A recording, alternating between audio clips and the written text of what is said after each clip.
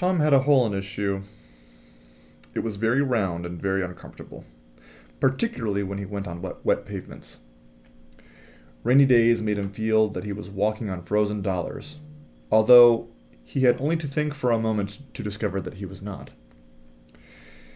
He used up almost 2 packs of playing cards by means of putting 4 cards at a time inside his shoe, as a sort of temporary sole, which usually lasted about half a day. Once, he put in 4 aces for luck. He went downtown that morning and got refused work. He thought it wasn't a very extraordinary performance for a young man of ability, and he was not sorry that night to find his packs were entirely out of aces. One day, Tom was rolling down Broadway. He was in pursuit of work, although his pace was slow. He had found that he must take the matter coolly. So, he puffed tenderly at a cigarette and walked as if he owned stock. He imitated success so successfully that if it wasn't for the constant reminder, king, queen, deuce, and trey, in his shoe, he would have gone into a store and bought something. He had borrowed 5 cents that morning of his landlady, for his mouth craved tobacco. Although he owed her much for board, she had unlimited confidence in him because his stock of self-assurance was very large indeed. And as it increased in proper ratio with the amount of his bills, his relations with her seemed on a firm basis. So, he strolled along and smoked with confidence and fortune in no wise impaired by his financial condition.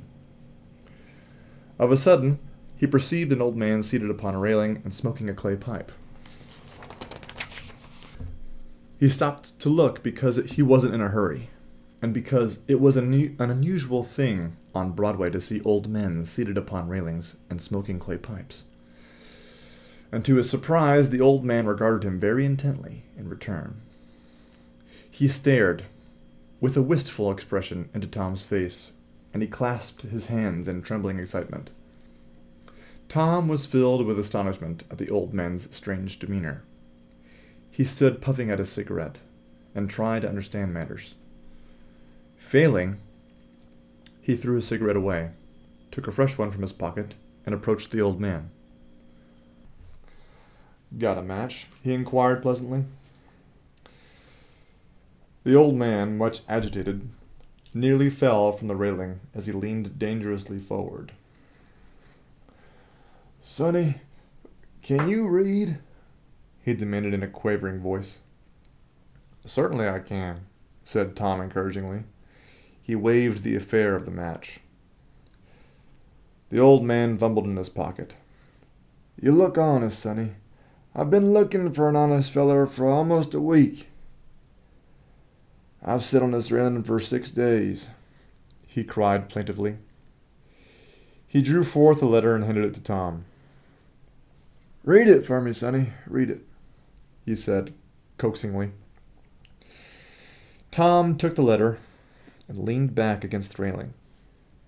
As he opened it and prepared to read, the old man wriggled like a child at a forbidden feast. Thundering trucks made frequent interruptions, and 7 men in a hurry jogged Tom's elbow. But he succeeded in reading what follows. Office of Ketchum R. Jones, Attorney at Law, Tin Can, Nevada, July 19th, 18 something something. Rufus Wilkins, ESQ. Dear Sir, I have as yet received no acknowledgment of draft from the sale of the North Section lots, which I have forwarded to you on June 25th. I would request an immediate reply concerning it. Since my last, I have sold the 3 corner lots at $5,000 each. The city grew so rapidly in that direction that they were surrounded by brick stores almost before you would know it. I have also sold for $4,000 the 10 acres of outlying sagebrush, which you once foolishly tried to give away. Mr. Simpson of Boston bought the tract. He is very shrewd, no doubt, but he hasn't been in the West long. Still, I think if he holds it for about 1,000 years, he may come out all right. I worked him with the projected horse car line gag. Inform me of the address of your New York attorneys, and I will send on the papers. Pray do not neglect to write me concerning the draft sent on June 25th. In conclusion, I might say that if you have any Eastern friends who are after good Western investments, inform them of the glorious future of Tin Can. We now have 3 railroads, a bank, an electric light plant, a projected horse car line, and an art society. Also, a saw manufactory, a patent car wheel mill, and a Methodist church. Tin Can is marching forward to take her proud stand as the metropolis of the West. The rose-hued future holds no glories to which Tin Can does not, and it trails off. Tom stopped abruptly. I guess the important part of the letter came first, he said. Yes, cried the old man. I've heard enough. It's just as I thought. George has robbed his dad. The old man's frail body quivered with grief. 2 tears trickled slowly down the furrows of his face. Come now, said Tom, patting him tenderly on the back. Brace up, old feller. What you want to do is to get a lawyer and go put the screws on George. Is it really? Asked the old man eagerly. Certainly it is, said Tom. All right, cried the old man with enthusiasm. Tell me where to get one. He slid down from the railing and prepared to start off. Tom reflected. Well, he said finally, I might do for one myself. What? Shouted the old man in a voice of admiration. Are you a lawyer as well as a reader? Well, said Tom again, I might appear to advantage as one. All you need is a big front, he added slowly. He was a profane young man. The old man seized him by the arm. Come on, then, he cried, and we'll go put the screws on George.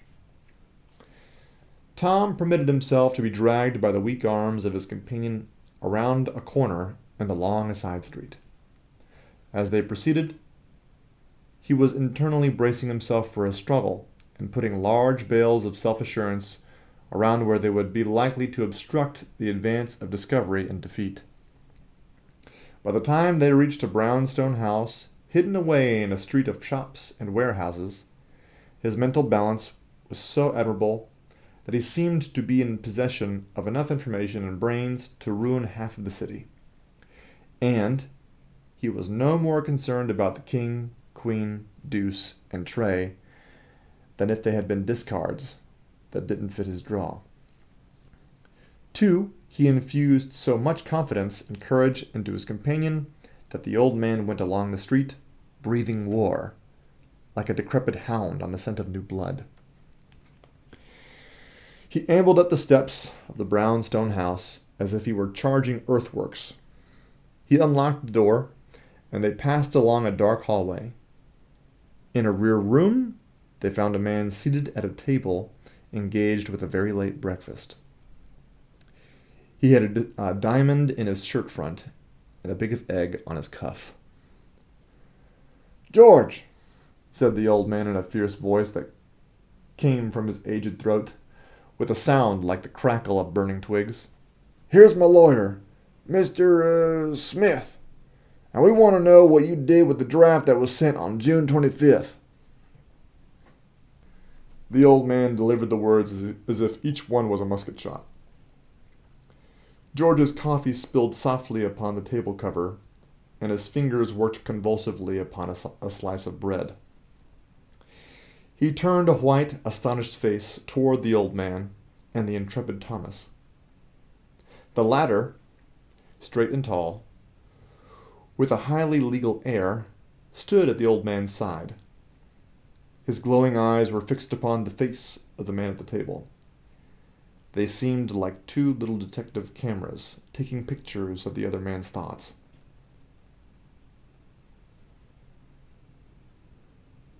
Father, what do you mean?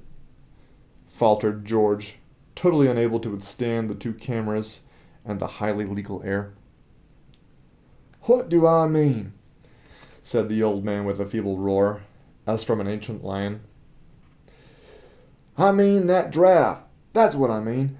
Give it up, or we'll... He paused to gain courage by a glance at the formidable figure at his side. Or we'll put the screws on you. Well, I was only borrowing it for about a month, said George. Ah, said Tom. George started, glared at Tom, and then began to shiver like an animal with a broken back. There were a few moments of silence. The old man was fumbling about in his mind for more imprecations. George was wilting and turning limp before the glittering orbs of the valiant attorney. The latter, content with the exalted advantage he had gained by the use of the expression, "Ah," spoke no more, but continued to stare.